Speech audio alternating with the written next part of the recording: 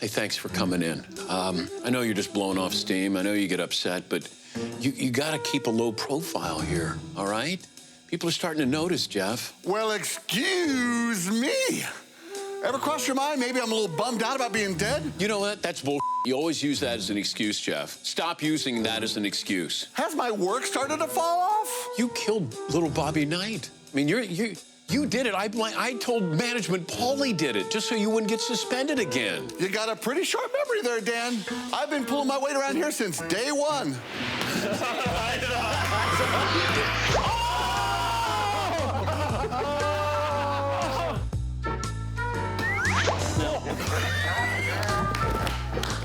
I thought my own best friend would have noticed that. Look. You're always going to be my best friend. Always my best friend on this show. Hey, Seaton. Kind of rude you stand here while I'm talking to somebody. I don't do that with you.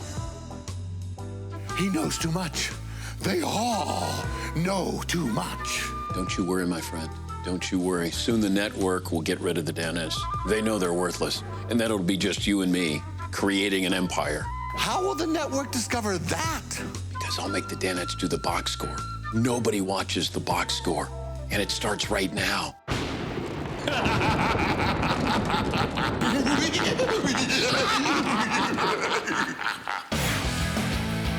I don't know a lot about sports, but I can drink a lot of beer. My motto is simple.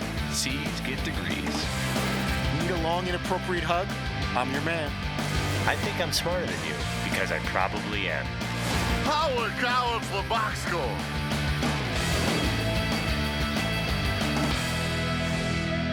Hello and welcome to the Box Score. I'm Brock in Los Angeles, joined by the Danettes in Milford.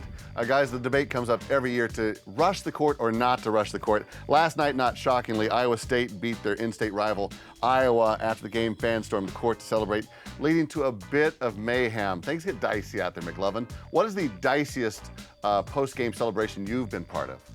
Oh my God. First of all, I'm in the press box, man, and I'll tell you, the diciest is probably 2005, the Patriots announced that the buffet is open and it was pork chops and salmon. Peter King runs over me, throws an elbow to get ahead of me. Wow. No, I'm just kidding. I honestly, I've luckily never been in a stampede, and honestly, I'm terrified of them. I would get nowhere near. I don't know if you guys have been to one. Not exactly. I was producing sidelines for the Rose Bowl with Jack Arute. Jack Arute was a sideline reporter, and he was trying to get an interview with Coach Larry Coker at Miami. And I just remember being in the scrum, and it was a mix of fans, cops, media, athletes, coaches. And I could feel my legs going out from under me, Wow. and like just pushing from the back. I'm trying to hold on to Jack Arute and make sure I could see him. And I'm just trying to hold Jack's back. And I was like, man, this could go really bad because I'm not a big guy, and there's some big dudes around me. And it was, I don't think I was scared at the time, but looking back, that was pretty physical. Things get nutty out there. Well, Randy Peterson, local beat writer, was on hand there in Iowa. Got pushed down pretty hard and called into DP today and talked about it. I knew the students were coming. I was trying to beat it, and it just didn't work. And it wasn't just students. That's one of the misconceptions I'd really like to clear up.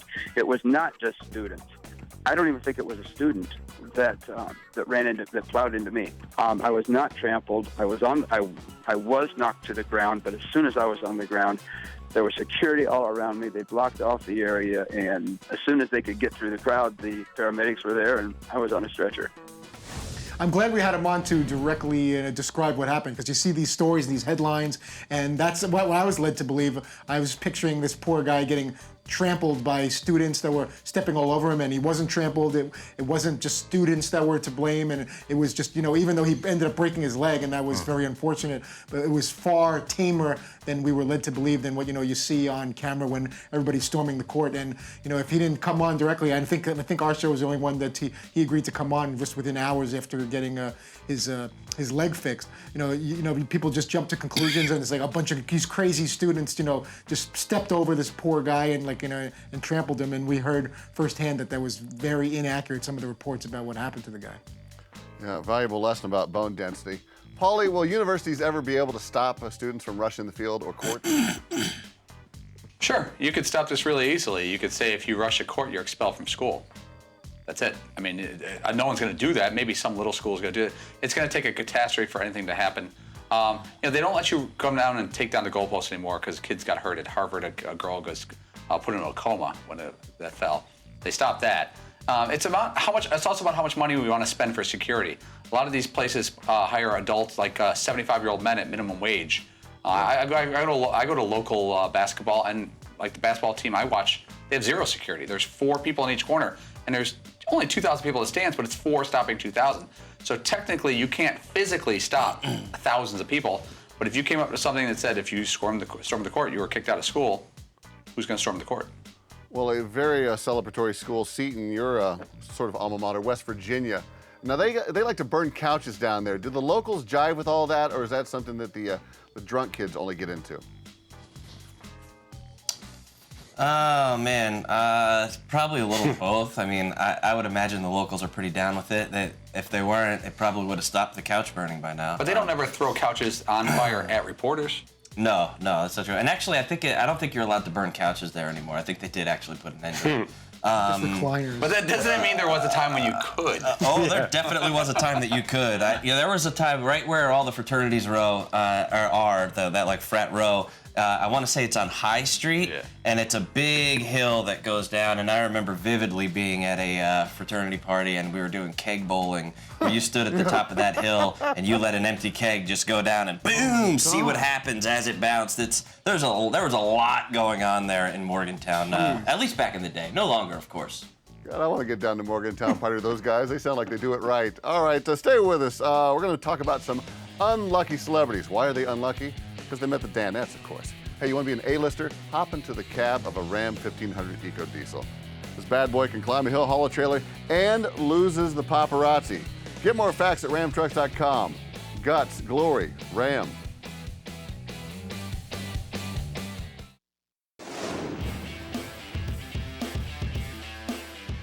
Sometimes while I'm watching the box score, after I take like a 15-minute fiesta and I wake up to see my Danettes, I feel a little bit better about myself. I feel more enlightened. These guys are so worldly when it comes in terms of the world of sports. I love the box score. Oh, welcome back to Box Score and Affirmations with Reggie Miller. Guys, this week he posted a selfie with Julia Roberts on a flight he was on. Now, McLovin, you're the king of awkward. Certainly you have an awkward celebrity run-in story that you've been waiting to tell today. I do, and I debated whether to share this story in the show, but I thought it was a little lame. I was at a rock concert with 3 friends, and we're waiting for somebody outside in the foyer, and all of a sudden, walking at us, 90s heartthrob Julia Stiles. Really? Who is, I think, currently in Colombia, walking right at me, and the crowd funnels are right to us 3. My first friend says hi, the second one says hi, and I'm standing there at the end. She wants to talk to us, it seems. I go, "Hi, you're Julia Stiles." She goes, "Yes, I am," and then keeps on walking. And I was getting vibe from her. I'm not joking. Like, I was in my 20s. She was about 21 at Columbia. It could have been like, I could have dated a celebrity. So, there was just like an instant, like, Malcolm Gladwell type. If there was a vibe, she didn't like the way you would. Tell us about 20s early, Pearl. Like, what were you wearing? What was your hair like? Okay, my hair was like big Jufro. I was wearing... It's redundant. Probably skinnier jeans and a vintage leather coat, like a brown leather coat. Yes. With a big collar sticking why out. don't you keep Almost walking? No, what my big thing was? Remember when Adidas tracksuits came back in a style? Yeah. I was sporting my Adidas tracksuit. Yeah. Had the big hair. I looked like some sort of odd 70s, 90s mixture. What was your game like? I'm like, hey, you're Julia Stiles. That pretty much I summed think it up. that's what we just Was that saw a what his typical? game was. Yeah. Yeah, my game. No, I was a talker. I would try and talk my way. I would talk my way in and out of relationships within a half hour. She wasn't smitten by the just, hey, you're Julia Stiles. Hi, you're Julia Stiles. Yes, I am. Well, Seton, what's the one celebrity run-in that stopped you dead in your tracks? Oh man. Well, I did. The only time I've ever like really truly been horrified is when I met like one of my favorite bands ever is this band Jawbreaker, and I went to go see the lead singer of that band. His name is Blake, and he was playing a show at a place called the LNG here in Connecticut. It's closed now since. But I got there early, and I went over to the bar, and there was a bunch of guys there just playing pool, and I sat down and I got a beer and I turned around just to see what was going on at the pool, and I saw one of the guys was the lead singer, and I was like, oh. And then one of the guys playing pool came over. The place was pretty much empty except for like the 7 of us, and there was just a row of empty seats and me at the bar. And then one guy goes, "Hey man, you're sitting in my seat." And I was like, oh, okay, no worries. And like I got up and moved over a seat, and the dude was like, "Dude, what's wrong with you, man? They're all empty. Like I'm just messing with you." And I could see the dude Blake sort of sort of laughing, with shaking his head like, "What an idiot!" And I was like, hey, oh hi, this sucks. Anyway, that's almost the same exact. That's what you say. "Hi, you're Julia Stiles." yeah, Like, it's same. I'm just gonna sit here, hero of mine, and ignore that you saw that and drink this beer. I'm just minding my own business here. Paula, you've seen a lot of super fans meet the boss. What's the biggest crash and burn you can remember? Crash and burn by them. Like a Chris Farley thing. I just think when they go over the top and get physical with Dan, I don't think he likes physicality. I don't think anyone would. Like, I see Dan run across the street in traffic and sign autographs for people to take pictures. He'll do just about anything. He'll do it. But if you are over the top where you get like pushy with Dan, or you start like, let's say you say hi to him and you get a picture and get an autograph, and then like there's a bunch of other people trying to get theirs, and you kind of try to jump back in, he'll be like, you know what, you kind of had your turn. And he's really casual about saying it. But like, hey, chill. He'll just give you one of those. And it happens like once a year. But sometimes guys think he's their toy for the next half an hour. And I think it's usually when there's beer involved, though. It doesn't happen that often. Yeah, I would know nothing about that. Fritzy, what celebrity has tried the hardest to get away from you and your constant talking? Too many. Just, I'm not sure Todd would be aware of that, based on the way he behaves. There's probably been a lot of in-studio guests over the years from when I was here and when I used to work in L.A. Who stands out? I think one time on a show called Up Close on the ESPN days, we had like the whole Astros infield in the green room, and I didn't want to leave, and it was getting to be time for them to go get makeup on, but it was like Glenn Davis, Bill Dorn, and Ken Caminiti. You booked that show? What's that? Did you book that show? I did, and it was literally the first baseman, second baseman, and third baseman of the mid '80s Houston Astros, all sitting in the green room. And to me, that was just really exciting. And the producers were trying to get them going, and I'm chatting them up, and I thought I could just kind of spend the day. Who pitched that theme show, the mid '80s Astros? I probably had a little something to do with it. It was the Astros were in town to play the Dodgers in LA, and. I just thought that would be really great to have. I think it was like literally everyone except for Dickie Thon. We had the entire infield there, and I was just like beside myself that the entire Astro infield basically is sitting there in the green room. And if they didn't pull me away, they would have been probably late to their game, and we would have gotten the show done. I got to tell you, my most intense celebrity encounters were the DirecTV Beach Bowl game. For me, you guys were a little bit behind the scenes. I was a celebrity. I had to do it, yeah, I was a celebrity handler, and I had some wild scenes with guys, just like little things like. Who stood up? I have one as well. I'll tell you what, but real quick, Mike. Chrissy Teigen and I was like standing there producing, and Chrissy Teigen was throwing a football with Chase Crawford. I remember she goes, "Hey, Chase, come here. You know McLovin, right?" And Chase Crawford looked at me like, it was so embarrassing because Chrissy Teigen, my good friend, realized that I had zero celebrity value. Right. Yeah. Just his look was like, who is this schlub? That's Chrissy Teigen. Yes. That's Chrissy Teigen. We were at the Beach Ball, I think in New York a couple years ago, and Serena Williams showed up for her interview, and she still had her street clothes on. She had like 7-inch heels. I remember that. And she had to leave the platform area to walk, and my job was to walk the guest and give him just a couple tidbits, and then sit him down with Dan and Carissa Thompson, I think. And there was just sand, and she goes, "Am I walking on that to get to the interview?" And she was very nice. She was kind of like, "Am I walking on that?" I'm like, she goes, "I don't have my shoes on yet." And it was time to go. She had to do it now. It's a live show. And she goes, "All right, stay with me." I go, "I will not let you fall." She goes, "Don't let me roll an ankle." And I go, "Oh my God, this is one of the biggest. This is literally one of the biggest athletes on earth." Yeah. And so she grabs my arm like this, and she's twice as strong as me. And I'm holding her by the hip and by her shoulder, and she's got me. And we're walking like you're walking someone down an aisle that needs assistance. We got there. She walked up. She did the interview. And as soon as she's done, this guy named Rafi, who's one of the stage managers, goes, "I'll get you." And she goes, "No." She goes, him.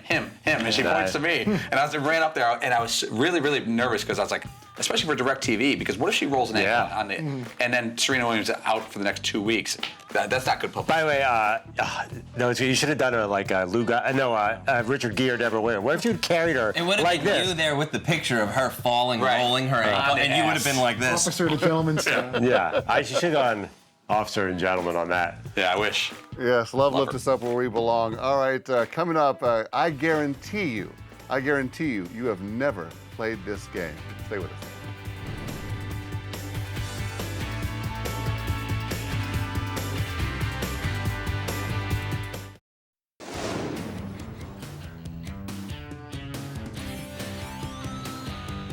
Welcome back. Every year they arrive from the barren, snowy north, looming, hairy, scary, with mean, crooked smiles.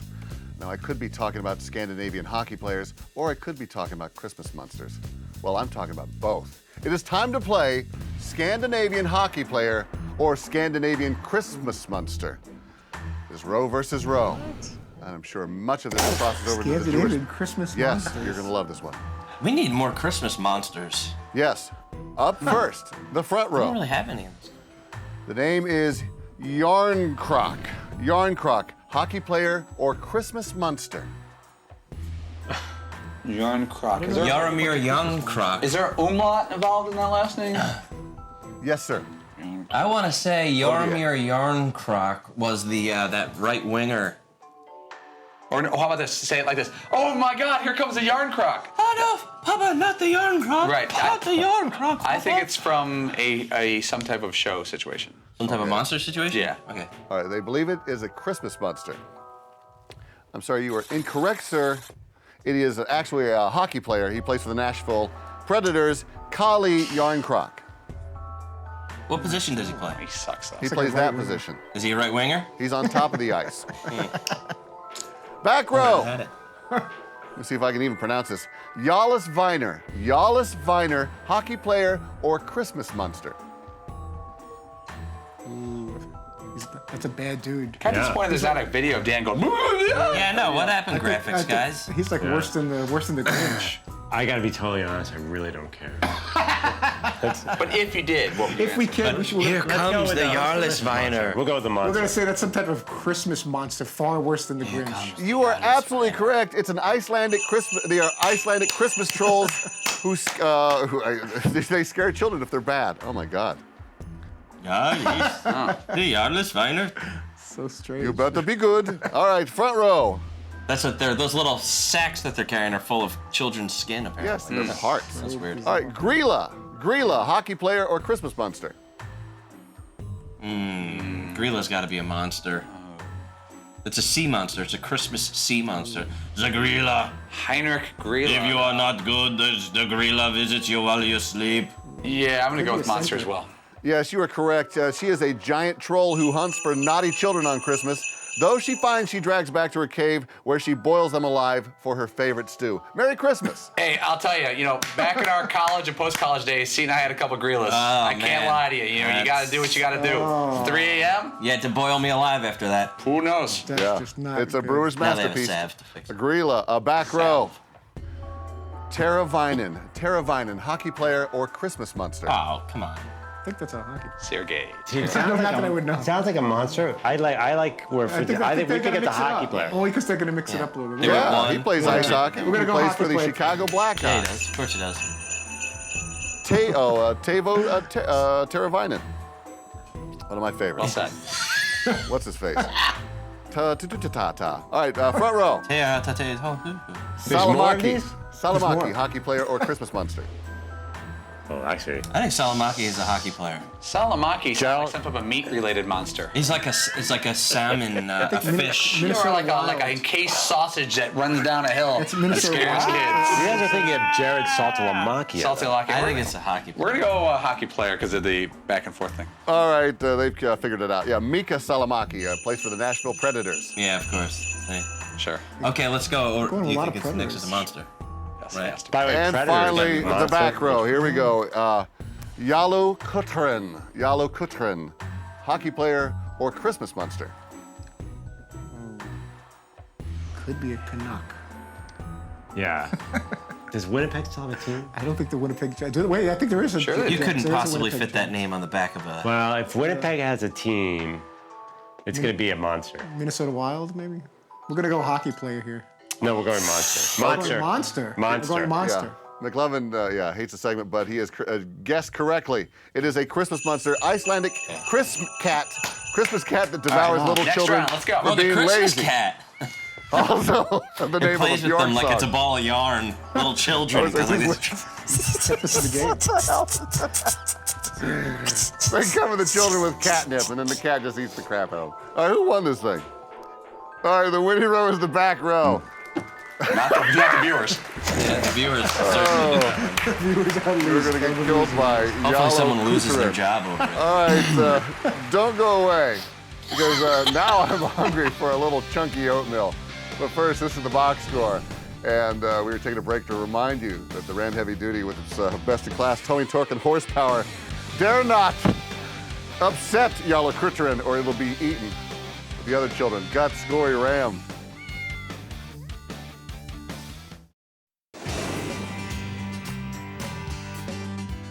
Paulie was going to wait until. This is an ornament. It's for you, Seton, to put on top of it. It's a Tom Brady top of the tree ornament. It's a needle with a broken cell phone on it. Let me get the name of the evidence. person. Wow.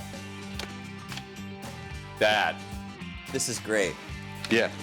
That is Corey unbelievable. Weathers of Wisconsin. Corey Weathers. Corey killed it. We were closing up shop here on the box score. The other day, you guys were debating on whether or not to use the poop head as the tree topper, but that problem was solved once you received the Tom Brady deflator needle as the tree topper. Seton, are you going to take this one home? I'm gonna hold on to it for sure. I'm not gonna necessarily bring it to my house until maybe the show's over. But once we're back from Christmas break and it's the new year, that's going right on my desk for sure. I love that. I think it's great. It is a brilliant ornament. Well, with the holidays here, that means another favorite man cave tradition is back, and that is the wearing of Fritzy's chunky oatmeal sweater. Now, Paulie, Fritzy contends that he's thrown this sweater in the garbage, but we know his love of free clothes. Can we really believe him that he's got rid of this? Well, there's a lot going on here. First of all, Fritzy's never taken out the garbage at his house, so that's one. Fritzy never throws anything away or gets rid of any clothes. That's two. Now, did Mrs. Fritz throw it away or give it to charity of some sort? That is the possibility. Now, he claims he's asked his wife to look for it, because I know he hasn't looked for it physically. Well, he doesn't probably put away his own clothes. No, he's never been in his own laundry room. It's not like he's folding that stuff up and putting it in storage. You think for I'm the making season. a joke here. This is all true, which is why Fritzy's being quiet. I'm going to call Todd's wife and ask if she can find the chunky sweater, and I'm going to offer her, I thought I could offer her like a cash prize, because some things get found. I'll throw in money for that. Yeah, I think we'll each chip in $100, and Dan match 100. I think that if we get the chunky oatmeal sweater back, I think we frame it and hang it up in the studio. Or Fritzy wears it until the season's over. Whatever season you want to throw out I there. don't think he could fold that thing or even fit it into Brock, a can you trash ask can. him a yes or no? Does he know where it is? Would you ask him? Yes, Todd Fritz, do you know where it's at? I honestly do not know where it is. I have looked for it, maybe not as extensively. Did you throw it away? I did not. Okay, so that means you didn't throw it away. So that means your wife threw it away? Did she? When you asked her to look for yeah. Now, here's a question. You told me you think she threw it away, but then you told her to look for it. Why would she look for something she's thrown away? Because I don't think she threw it away. I think that she gave it to Goodwill. Well, that's the same type of thing. If she gave it to Goodwill, she probably wouldn't tear the house apart looking for it. I don't believe she. You're semanticing. Yeah, I don't believe that she threw it out. But if it's all under the same umbrella, then if it's throwing it out by giving it to charity, I think she took it with a bag of other Right, things. but again, I'm going to go back to my question. Yeah. Well, if she threw it out, why would you ask her to look for it? In case she doesn't remember whether she did throw it in the garbage or she put it or she gave it away to Goodwill. I think one of those two things happened, that she gave it away. We don't have it. And then did she look for it? Because you told me today she looked for it. I believe she looked for it. She told me she was going to look for it. I didn't physically see her walking around the house. A lot of tenses. I believe she looked for it. I think she's got it. She looked for it, but I think that she. Do you just not want to wear it? And I think we need to still look in the basement where we have some storage space. That maybe you say we? You mean her? I mean her. Yeah. If she could find it in one of the bins in the storage in the basement. But if I offered your son Jordan $100, you think he could find it? He would not be able to find it. I'm quite sure it no longer exists, whether it was put in the incinerator or given in a bag of goodies for charity. Because I looked for it last year, because it's been a few years since I wore that, and this is something that's been coming. You love that sweater for a number of years. I love the fact that it's gotten so much attention, and that you guys would be so excited for me to wear it, even if it's for making fun of me purposes. And I would be willing to wear it if we can come across it. Good. All right, we'll give you the weekend to look for it. Fritzy, who's on Monday? We will be in the New York City studios with the Heisman Trophy winner, actor, comedian, and Patriot fan that Citino kind of loves. Mr. Bill Burr will be with us, and Bobby Moynihan from Saturday Night Live will be in studio as well. Fantastic. Thank you, gentlemen. Have a great weekend. We are back on Monday, same time, same channel. The podcast is available on iTunes or at podcast1.com. Have a great weekend. I don't know a lot about sports, but I can drink a lot of beer. My motto is simple. C's get degrees. Need a long, inappropriate hug? I'm your man. I think I'm smarter than you because I probably am. Hey, thanks for watching the box score. Holy cow!